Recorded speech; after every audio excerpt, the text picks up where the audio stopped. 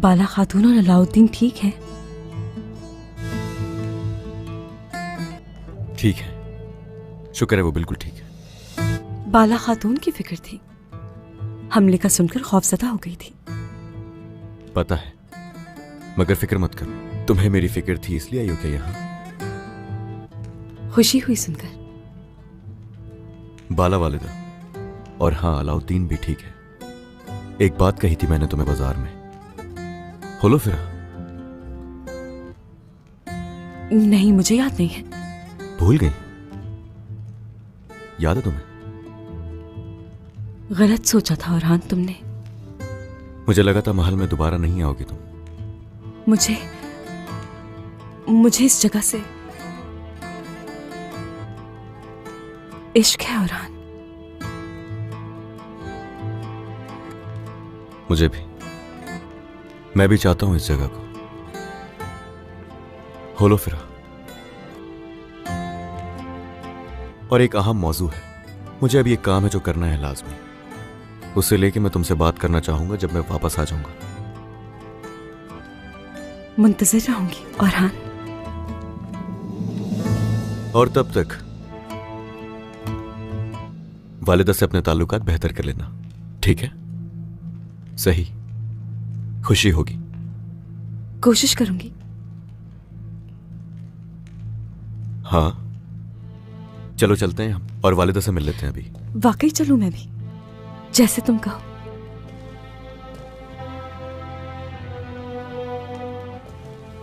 मेरे ख्याल से अभी मत जाएं। हर जगह तुम आ जाती हो, किस तरह से पता चल जाता है तुम्हें? फातिमा, खुश आमदीद होलोफेरा। हाँ?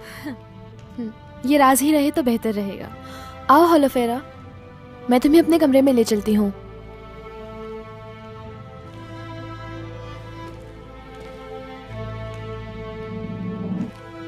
मुझे बचाने के लिए बहुत शुक्रिया।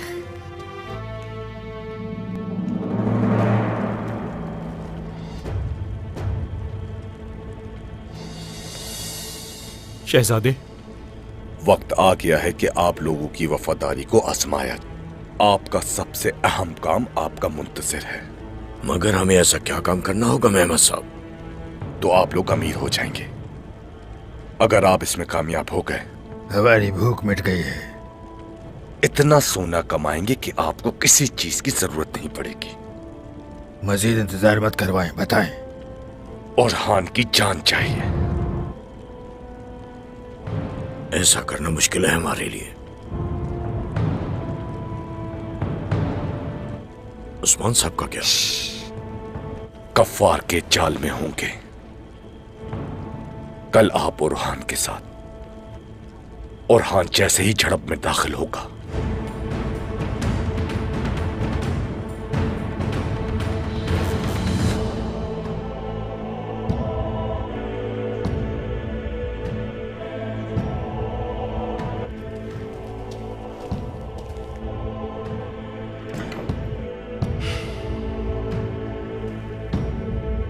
जनाब, ये वसीलिस ने भेजा है।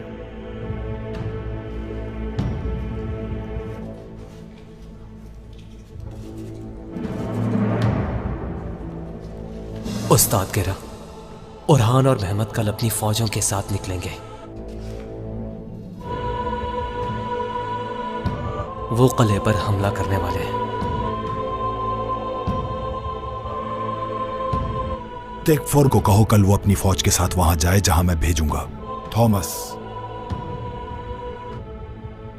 और वसीलिस को पैगाम भेजो और उससे कहना। जल्दी करो, जल्दी। आ जाओ, आ जाओ, आ जाओ। इन्हें तो देखो जरा, जैसे कबूतर मौत के डर से आंखें बंद कर लेता है। वक्त नहीं है। अगर तुम नहीं चाहते कि तुम्हारे साथ बुरा किया जाए, अब बात सुनो मेरी। तो जो कह रहा हूं तुम वो करोगे।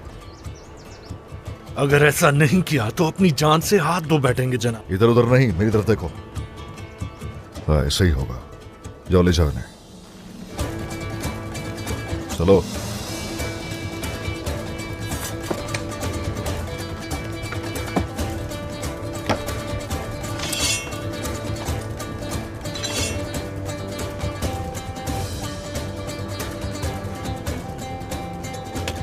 क्या आपको यकीन है जनाब?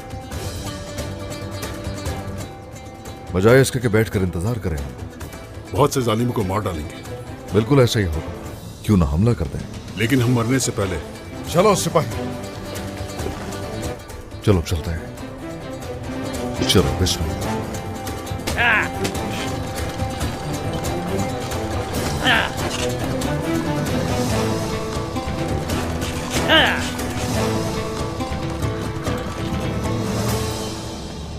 रुको, ये मालूमात किसके लिए है? ये ओरहान साहब के लिए। आइए मैं आपको ओरहान भाई के पास ले चलता हूँ। मुझे दे दो। रुको, ओरहान भाई को खास खबर देनी है। मालूमात उन तक पहुंच जाएगी। चलो अब जाओ यहां से।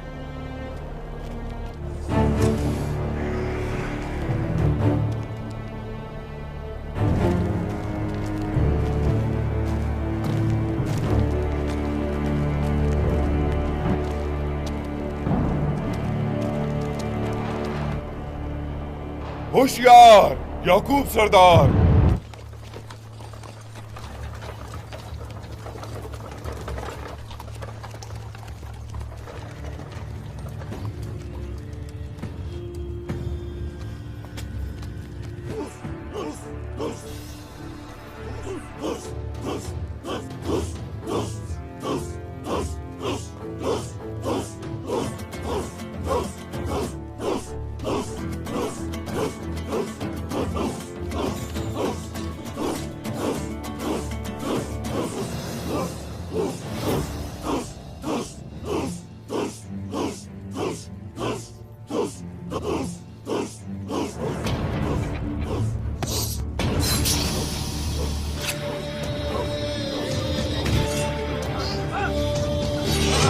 चलो सिपाहियों, हमला!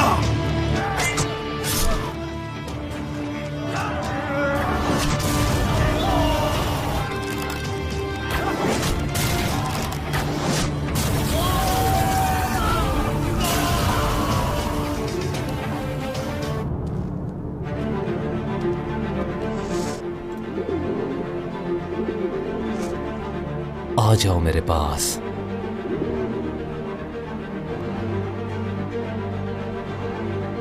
किला तुम्हारा शानदार इस्तकबाल करेगा। जाओ अब।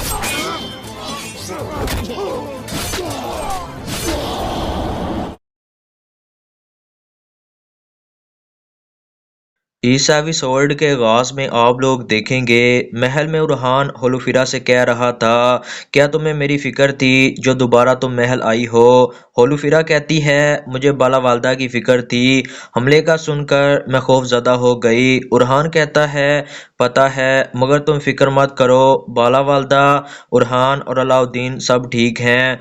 होलोफिरा कहती है, मुझे खुशी हुई सुनकर। उरहान कहता है, होलोफिरा, मैंने बाज़ार में तुमसे एक बात कही थी, तुम्हें याद है? होलोफिरा कहती है, नहीं, मुझे याद नहीं है उरहान। उरहान कहता है, मुझे लगा था तुम दोबारा महल वापस कभी नहीं आओगी। होलोफिरा कहती है, गलत सोचा था उरहान तुमने।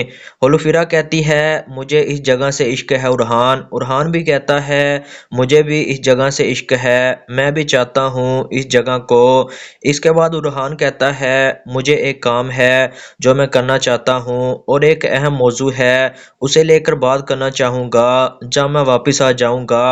होलोफिरा कहती है, मैं मुंतज़र रहूँगी उरहान। इतने में फातिमा वहां आ जाती है और कहती है खुशामदीद होलुफिरा। तो उरहान कहता है तुम्हें पता कैसे चल जाता है फातिमा। फातिमा कहती है वालदा गुस्से में है, आपका उनसे मिलना और होलुफिरा के साथ अभी मुनासिब नहीं है। उरहान कहता है क्या वाकई ही तुम्हें ऐसा लगता है। फातिमा कहती है होलुफिरा मैं तुम्हें अपने कमरे में ले चलती हूँ। ये कहकर फातिमा होलुफिरा को अपने साथ ले जाती है। होलुफिरा आहिस्ता से कहती है तुमने मुझे बचा लिया फातिमा, आपका बहुत शुक्रिया। उरहान वहां खड़ा उन्हें देख रहा था। दूसरी तरफ महमद महल की एक खुफिया जगह पर बैठकर बागियों से कह रहा था दरमियान से आपकी वफादारी को आजमाने का वक्त आ गया है। अब तक का सबसे अहम काम आपका इंतज़ार कर रहा है। अगर तुम इस काम में कामयाब हो गए तो तुम लोग इतने अमीर हो जाओगे, फिर तुम्हें कभी भी हमला करने की ज़रूरत नहीं पड़ेगी। यह सुनकर एक बागी कहता है इंतज़ार नहीं हो रहा, जल्दी बताओ महमद साहब। महमद कहता है तुम लोग उरहान को मार डालोगे। ये सुनकर वह दोनों हैरान होते हैं और फिर कहते हैं ये कैसे करेंगे महमद साहब। इतने में महमद कहता है कल काफरों से जंग करते वक्त तुम लोग उरहान के साथ होंगे और लड़ाई के दौरान तुम लोग उरहान पर वार करोगे। दूसरी तरफ उस्ताद गवेरा एक खुफिया जगह पर मौजूद था। इतने में तसूलियस अंदर आकर कहता है जनाब कमांडर वैसिलियस की तरफ से खत आया है। उस्ताद गवेरा वो खत लेकर पढ़ने लगता है जिस पर लिखा था उस्ताद गवेरा कल उरहान और महमद अपने लश्कर के साथ निकलेंगे, कैस्टल किले पर हमला करेंगे। ये पढ़ने के बाद उस्ताद गवेरा कहता है थॉमस कैस्टल किले के गवर्नर को पैगाम भिजवाओ कल अपनी फौज के साथ मेरी बताई गई जगह पर पहुंच जाए और तुम वैसिलियस तक अपना पैगाम भिजवाओ। इसके बाद अगला दिन शुरू हो जाता है। उस्मान के सिपाहियों ने मंगोलों का लिबास पहन लिया था और उनके साथ गिरफ्तार किए हुए मंगोल भी थे। फिर उस्मान साहब उन मंगोलों से कहते हैं अगर तुम लोग मरना नहीं चाहते तो अपना काम अच्छे तरीके से करना। इतने में तुरहान एक मंगोल की गर्दन पर अपना खंजर रख कर कहता है अगर ये ऐसा नहीं करेंगे तो ये अपना सर खो देंगे। फिर उस्मान साहब कहते हैं चलो रवाना होते हैं। फिर वो सब घोड़ा गाड़ी पर सवार होकर मंगोलों पर हमला करने के लिए वहां से रवाना हो जाते हैं। दूसरी तरफ यानी शहर में एक सिपाही भागते हुए अंदर जाने लगता है तो इतने में याकूब सरदार का खास सिपाही उसे रोक देता है और पूछता है ये खत किसके लिए है। सिपाही कहता है उरहान साहब के लिए। याकूब सरदार का आदमी कहता है मुझे दे दो। इतने में कमांडर वसूलियस वहां आकर कहता है आओ भाई मैं तुम्हें उरहान के पास ले चलूं। इतने में याकूब सरदार का आदमी उससे खत छीन लेता है और कहता है ये खत अपनी जगह पहुंच जाएगा, चलो जाओ यहाँ से। इसके बाद वो दोनों वहां से चले जाते हैं तो याकूब सरदार का खास सिपाही वो खत पढ़ने लगता है। खत पढ़ने के बाद वो गुस्से का इजहार करता है। थोड़ी देर बाद उरहान और महमद अपने अपने सिपाहियों के साथ महल के सहन में पहुंच जाते हैं। इतने में याकूब सरदार भी बाहर आ जाते हैं और वो सिपाही खत याकूब सरदार को दे देता है। याकूब सरदार वो खत पढ़ने लगता है और पढ़ने के बाद हल्का सा मुस्कुराता है। दूसरी तरफ कमांडर वसूलियस अस्तबल में रखे एक कबूतर को पिंजरे से निकालता है और उसके पंजों के साथ एक खत लगाकर कहता है जाओ जरा कैस्टल तुम्हारा शानदार इस्तकबाल करेगा। इधर उरहान और महमद अपने लश्कर के साथ जंग पर जाने के लिए तैयार हो जाते हैं। होलुफिरा दूर से उरहान को देख रही थी जबकि उरहान भी उसे देखकर मुस्कुरा रहा था। फिर वो सब अपने अपने घोड़ों पर सवार होकर वहां से रवाना हो जाते हैं जबकि बुरहान और बाइंदर साहब महल की हिफाजत के लिए वहां रुक जाते हैं। दूसरी तरफ जार कुताई का बेटा कह रहा था जार कुताई साहब मेरा नाम कब रखेंगे वालिदा। तो ओल्गन खतून कहती है जार कुताई साहब नहीं बाबा कहो, वो तुम्हारे बाबा हैं। तुम्हें अपने जार कुताई भी वहां पहुंच जाता है। ओल्गन खतून पूछती है क्या हुआ, याकूब सरदार क्या चाहते हैं। जार कुताई एक तरफ बैठ जाता है और चाहते हैं कि मैं बाजार का सरबराह बनूं। ओल्गन खतून कहती है ये मत कहना कि तुमने कबूल कर लिया है। देखो याकूब साहब और उस्मान साहब का मुकाबला है, तुम उस्मान साहब से क्या कहोगे। जार कुताई कहता है उस्मान साहब आप यहाँ नहीं रहे। ओल्गन आपसे ये बाजार मेरा है बल्कि हमारा है। ओल्गन खतून कहती है याकूब साहब हर तरह की चालों से सब सरदारान को अपने पीछे इकट्ठा कर रहे हैं। यह सुनकर जार कुताई खड़ा हो जाता है और कहता है, मुझे उस कैद से किसने बचाया? याकूब साहब ने। हम दोनों को किसने मिलवाया? याकूब साहब ने। आपसे हमारी जगह ये है, मैं याकूब साहब की तरफ हूँ।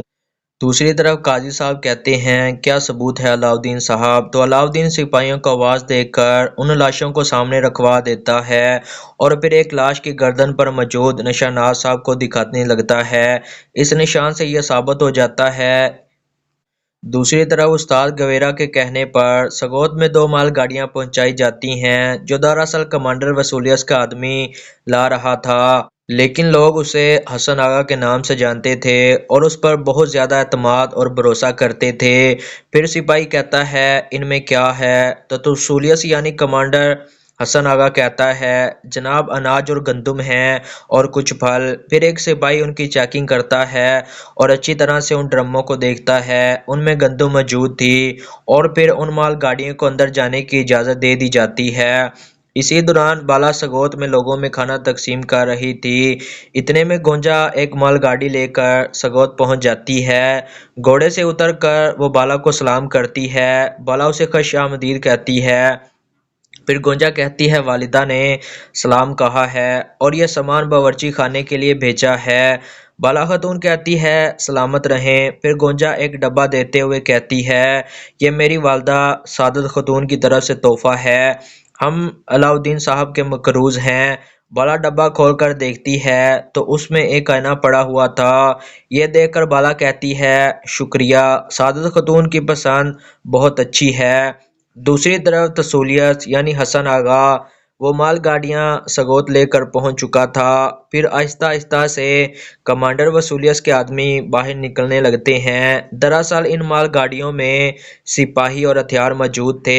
इस तरह वो सब बाहर आ जाते हैं और तलवारें लेकर तैयार हो जाते हैं। तसूलियत कहता है, हम सगोत को तबाह बर्बाद कर देंगे, एक भी शख्स को नहीं छोड़ेंगे। फिर तसूलियत कहता है, आ जाओ। फिर वो हमले के लिए आगे बढ़ जाते हैं।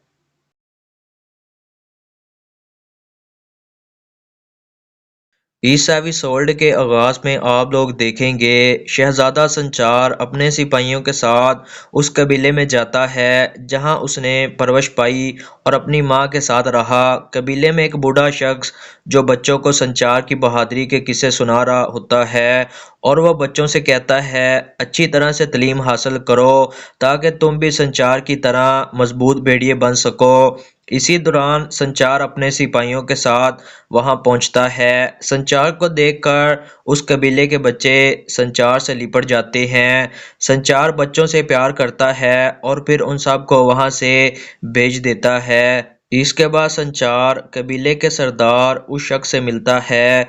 इसके बाद वो बाबा हैरानी से संचार की तरफ देखता है तो संचार कहता है, ये हमारा भाई अरसलान ताश है, ये हमारा हम सफ़र है, हम अकेले नहीं हैं, अब ये हमारे साथ ही रहेगा। यह सुनकर बाबा कहते हैं, समझ लो संचार ने आपको अपने दिल में जगह दी और अपने दिल का टोटा बना लिया।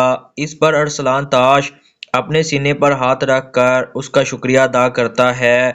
इसी दौरान खेमे से संचार की मां बशोलो खतून बाहर आ जाती है और वह बुलंद आवाज में संचार को पुकारती है। इसके बाद एक मंजर सामने आता है जब बशोलो खतून ने वजीर आजम हाजी निज़ामुल मुल्क से एक चौंपड़ी में मुलाकात की थी। निज़ामुल मुल्क ने कहा था, अगर मलिक शाह को आपका यहाँ होने का इल्म हो गया तो आपको पता है फिर क्या होगा। इस पर बशोलो खतून ने कहा था, आपके इल्म में है कि मैं महल छोड़ चुकी हूँ और अपने पेट में मौजूद बच्चे को अलग नहीं कर सकती। फिर हाजी निज़ामुल मुल्क ने कहा था, अगर सिपाही आप तक पहुँच जाएं तो लड़का हुआ तो उसे तहत का हिस्सेदार समझा जाएगा और इस बच्चे का इल्ज़ाम मलिक शाह पर लग जाएगा। ये बच्चा मलिक शाह की फांसी की वजह बनेगा। अगर मलिक शाह को आपकी मौत का यकीन हो जाए वो बच्चे को महल नहीं ले जा पाएगा, मगर याद रहे जिला वतन औरत के बच्चे को मार दिया जाएगा। मलिक शाह बच्चे की हिफाजत के लिए उसे महल नहीं ले जा पाएगा और मैं आपको बच्चे के पास ले आऊँगा। अगर आप वक्ती तौर पर मर जाएं तो हम सब जिंदा रह पाएंगे। अगर आप जिंदा रही तो आपके साथ साथ आपका बच्चा भी खतरे में होगा। निज़ामो मुल्क की बातें सुनकर बशोलो खतून की आंखों से मुसलसल आंसू बहने शुरू हो चुके थे। ये सारी बातें संचार की पैदाइश से पहले की हैं। इसके बाद वो मंजर सामने आता है जब मलिक शाह संचार को छोड़कर वहां से रवाना हो गए थे और बशोलो खतून एक दरख्त के पीछे खड़ी होकर ये सारा मंजर देख रही थी। इसके बाद संचार आगे बढ़कर अपनी माँ के गले लग जाता है और संचार की माँ उसे बहुत प्यार करती है और कहती है, जब से तुम गए हो मेरा दिल परेशान है। संचार मुस्कुराते हुए कहता है, अगर हर बार जाते वक्त ऐसा हुआ तो मेरा ध्यान आपकी तरफ रहेगा। यह सुनकर बशोलो खतून कहती है, तुम मेरी आखिरी उम्मीद हो बेटा। इसके बाद बशोलो खतून संचार के साथ खेमे की तरफ बढ़ जाती है। इधर दूसरी तरफ दरगान खतून बाहर से मंगवाई गई तबीबा के साथ मौजूद थी जो उसके वतन से आई थी। दरगान उससे कहती है, आपको खुशामदीद, वतन कैसा है? मैं वतन के लिए बहुत उदास हूँ। उस खतून की सरबरा कहती हैं, शुक्रिया सुल्ताना, वतन खूब आबाद है। जब हमारे पास आपका पैगाम पहुंचा तो हम फौरन चले आए।